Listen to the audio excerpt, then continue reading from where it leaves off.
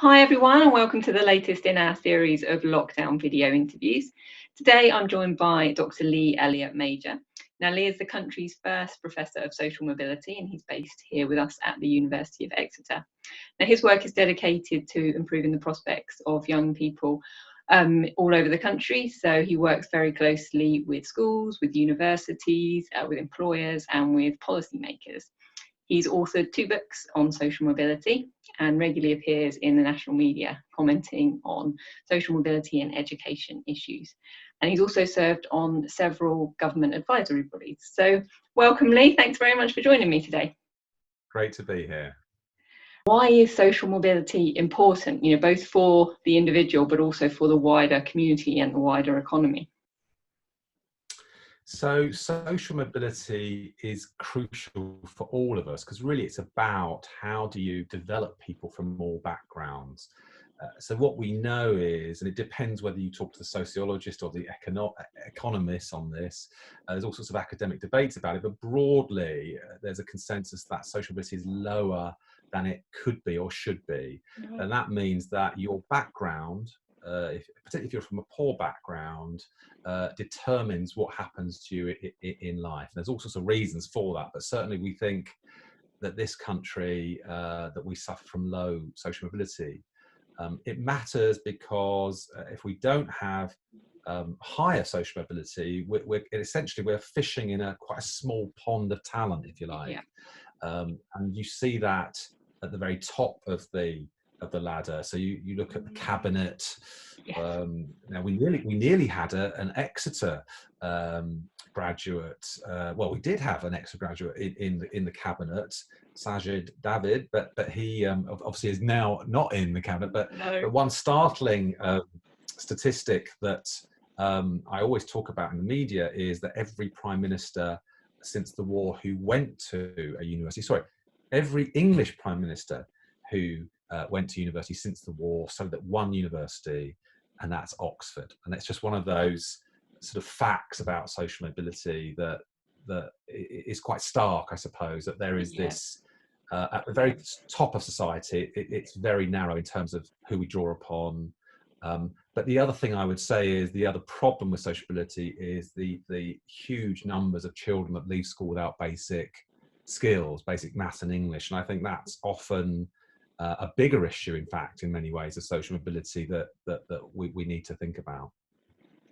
And what are some of the barriers to social mobility in terms of progressing in the UK? So there are 2 main barriers to social mobility, and that is economic inequality, the inequalities in society, if you like, and inequalities in education.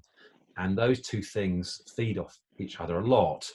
So we know that even before the age of 5, that your home environment has a profound impact on your later life outcomes. So what type of home you live in, how much support and encouragement and love you get, and then which school you go to, which teacher you get, can have a big impact. And you see these gaps in achievement and all sorts of other factors, not just achievement actually, in terms of well-being and all sorts of things, but that widens over the life course throughout school. You're less likely to go to university if you're from a poorer background. You're less likely to go to a prestigious university, if I can call it that, somewhere like Exeter, if you come from a disadvantaged background. And then even if you get the same grades and the same degrees at somewhere like Exeter, you're still less likely to earn as much as your more privileged peers in the workplace. Quite depressing, actually. Yeah. And there's all sorts of reasons to think for that. And partly it's about how much your mum and dad do for you in terms of nourishing you, supporting you, which schools you go to, and how much you're encouraged at school. But there's loads of stuff in the workplace as well. And a lot of my research and debates are as much about workplace inequality as they are about educational inequality. Because what we know is that while universities and schools can do lots, they can't solve everything. And so one of my messages to governments actually is, listen, if you're serious about social mobility, then you've got to tackle wider inequalities in society. Yeah. I mean, you mentioned education there, and obviously we work at a university. I mean, what can universities do to help boost social mobility? I mean, within themselves, but also working with employers, schools, wider communities. So there's always more that universities can do, and Exeter does a huge amount to widen access, but I think that we could do more. So, for example, we could think about how we might lower grades, particularly now, actually, that we've had this COVID crisis where many disadvantaged students will have been really struggling actually in their home life, and that's not just the students coming through now, but the next cohort, so those that are waiting to do their A levels next year. I think you're going to see profound learning losses for many of those young people. So I think it's about doing the outreach programs that Exeter does and has a very good reputation for, actually. So that's where you go out to schools across the southwest and indeed the country, and you really say, look, this is what we do at Exeter. We're not as posh as perhaps you might have thought. And there's a whole load of brilliant work that goes on, usually during summers. At the moment, it's being done online, but usually it's sort of face to face, and you get kids from London that come down to Exeter, or you get children from Cornwall or Devon coming up to Exeter. And so those activities are really important. I think also I'm always pushing the Exeter executive to think about more radical offers in admissions. So that means probably lower grade offers for some children if they come from particular difficult circumstances. The other things we're thinking about at the moment, which are really exciting, are some quite innovative things about, for example, having foundation years. So that's where you might bring someone in with slightly lower grades, and this might be for subjects like maths or physics. And the idea is that you would provide an extra foundation year before they started their actual degree. And that's been trialled in other universities as well. The issue that universities face is how much can they counterbalance the inequalities that are outside universities. And I think we could do more, but I think, you know, there are limits to what we can do as well. I think the other thing I would say is that, you know, Exeter University, like many universities, is thinking about success as well as access. So how do we support young people from different backgrounds? And it can be your social background, but can also be ethnicity or even gender. You know, how do we ensure that their experiences and the way that learning happens on campus, if you like, or online increasingly, you know, how can we make sure that that doesn't disadvantage students further once they're actually at the university? So we know less about that, actually, less research on that, but that's a big topic at the moment for many universities, because what we don't want is young people coming to University of Exeter and then not getting through or not enjoying it as much as they should do. And then finally, there's also barriers that we're thinking about a lot about, is entry to postgraduate degrees and the workplace. So how can you, once someone has been at a university like Exeter, how can we then enable them to get a foothold in the workplace? And I think that's going to be even tougher now over the next 5-10 years post-COVID. So again, I suppose I sort of, you know, I do challenge the university on this, but I do understand that there's only so much the university can do. So we always need extra funds, I think, to do very evidence-informed programs to help diversify our intakes at the University of Exeter. You know, my hope would be somewhere like an amazing university like the University of Exeter. You know, we should be attracting talent from all backgrounds.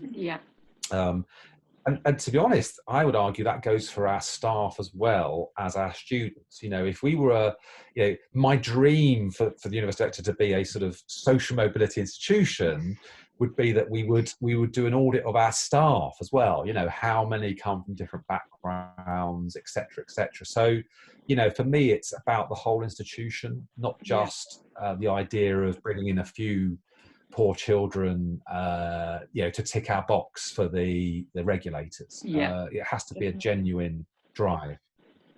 Definitely. Now, you mentioned obviously the COVID pandemic. I mean, what kind of impact, what scale of impact could that have on social mobility at the moment? So I hate to be prophet of doom on this, and I actually think that there are some really bold, innovative, radical ideas being discussed right now, which we might come on to.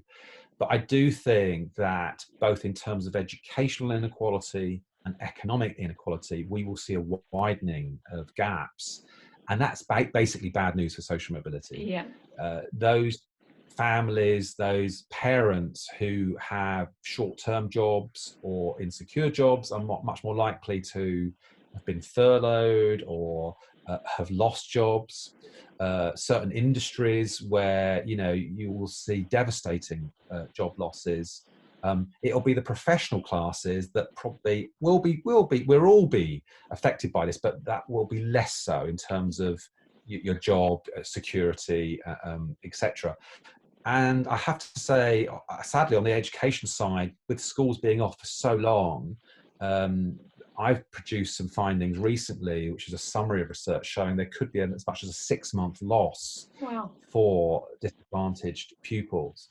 So one of the things actually I've been talking to government about, which is very much an Exeter project, is the idea of a national tutoring service where undergraduates, and some undergrads at Exeter already do this actually, help poorer pupils in English and maths. So you do a bit of one-to-one tutoring in local schools.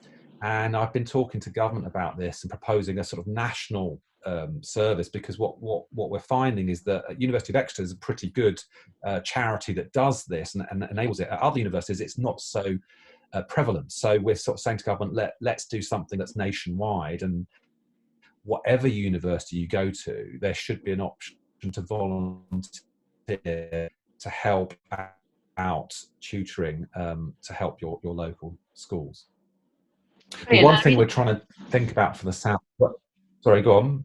No, carry on. I was just going to ask if there was anything in particular we could do to lessen the impact of the COVID pandemic.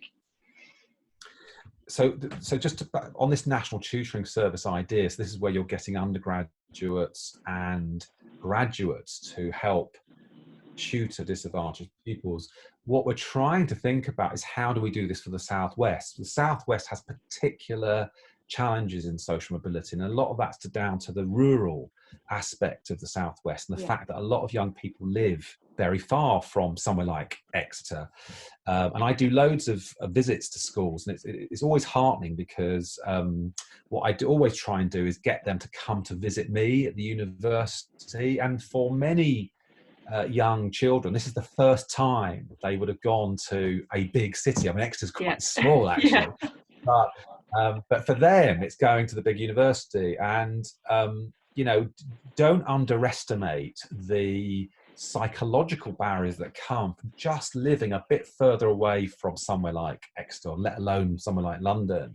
So one of the challenges I think we would like to look at is, how do we enable students to tutor children that are quite far away from Exeter? And I think we're going to have to use online platforms and things like that, and maybe going to visit every now and again. So we would love to get extra funding to trial the expansion of tutoring to help pupils across the Southwest. That's something that we're very, very interested in doing.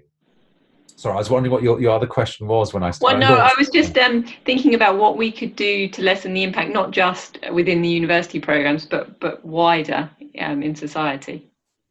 So I think, one of the things about the education system, and I know it's a bit odd for a professor to be saying this, but it's too academic. We have a school system that is very academic. It's very so one of the things I would love to happen in this country is that we had a proper vocational stream, probably from age 14 onwards. And there's many other countries that do this quite well, Germany being the classic example.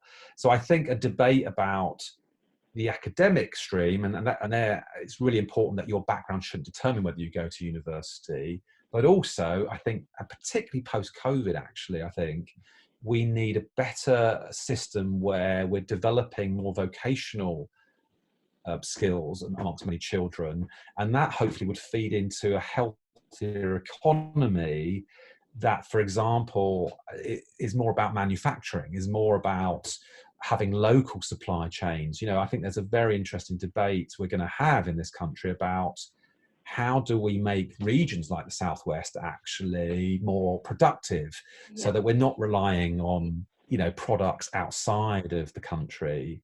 So the other thing about social mobility is we know that it varies by place. So there are some bits of the country that have higher social mobility levels than others. And sadly, the Southwest, has some of the lowest social mobility areas in the country. So there's a lot been talked about the levelling up agenda between the North and the South. And when I talk to governments, I'm always saying, look, absolutely, you need to think about disadvantage in the North, but there's also the Southwest as well, and indeed Wales, a place outside of the North. So increasingly, I think we're going to have to think about how we have regional strategies to improve social mobility. Because I think what you do for the Southwest will be different, for example, for what you do for London.